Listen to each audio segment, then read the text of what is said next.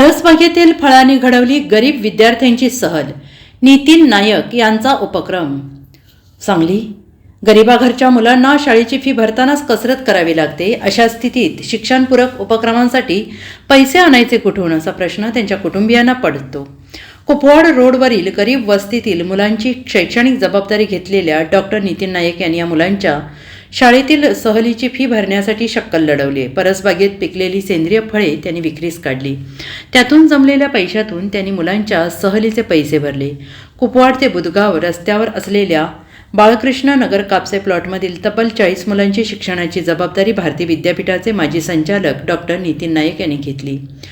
परिसरात हातावरचे पोट असलेली लोकवस्ती अधिक आहे. घरातले पुरुष आणि महिला दिवसभर मोलमजुरी करण्यासाठी जात असल्याने मुलांच्या शिक्षणाकडे दुर्लक्ष होणं स्वाभाविकच आहे.